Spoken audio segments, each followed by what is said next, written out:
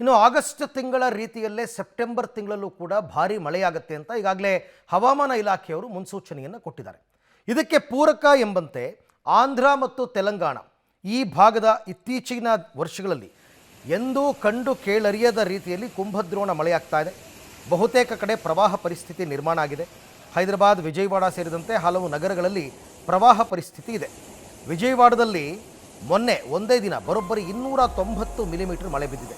ಇಡೀ ನಗರ ಜಲಾವೃತವಾಗಿದೆ. ಇನ್ನು ಖಮ್మంನಲ್ಲಿ ಪರಿಸ್ಥಿತಿ ಭೀಕರವಾಗಿದೆ. ಸಾವಿರಾರು ಮಂದಿ ಮನೆ ಮೇಲೆ ನಿಂತು ರಕ್ಷಣೆಗಾಗಿ ಅಂಗಲಾಚ್ತಾ ಇದ್ದಾರೆ. ಆಂಧ್ರ ತೆಲಂಗಾಣ ಹೈವೇಗಳಲ್ಲಿ ನದಿಯೋಪಾದಿಯಲ್ಲಿ ನೀರು ಹರಿತಿರೋ ಕಾರಣ ಸಂಚಾರ ಬಂದ್ ಆಗಿದೆ. ಬಸ್ ಸಂಚಾರ ಕೂಡ ಬಂದ್ ಆಗಿದೆ. 30ಕ್ಕೂ ಹೆಚ್ಚು ರೈಲುಗಳ ಸಂಚಾರದಲ್ಲಿ ತೀವ್ರ ವ್ಯತ್ಯಯವಾಗಿದೆ.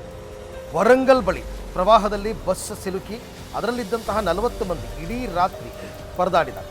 ಕೋದಾಡ ಬಳಿ ಪ್ರವಾಹದಲ್ಲಿ ಕೊಚ್ಚಿ ಬಂದ ಕಾರಿನಲ್ಲಿ ಯುವಕನ ಶವ ಪತ್ತೆಯಾಗಿದೆ. ಅನೇಕ ಕಡೆ ಕೊಚ್ಚಿ ಹೋಗ್ತಾ ಇದ್ದ ಜನರನ್ನು ರಕ್ಷಣೆ ಮಾಡಲಾಗಿದೆ. ವಿವಿಧೆಡೆ 9ಕ್ಕೂ ಹೆಚ್ಚು ಮಂದಿ ಬಲಿಯಾಗಿದ್ದಾರೆ. ಕೋಸ್ತಾ ಆಂಧ್ರದಲ್ಲಿ ರೆಡ್ ಅಲರ್ಟ್ ಪ್ರಕಟಿಸಲಾಗಿದೆ. ಮತ್ತೊಂದು ಕಡೆ ವಯನಾಡಿನ ಪಂಚರಿಮಟ್ಟಂ ಬಳಿ ಮತ್ತೊಮ್ಮೆ ಗುಡ್ಡ ಕುಸಿತ ಸಂಭವಿಸಿರೋದು ಮತ್ತೆ ಈಗ ಆತಂಕಕ್ಕೆ ಕಾರಣವಾಗಿದೆ.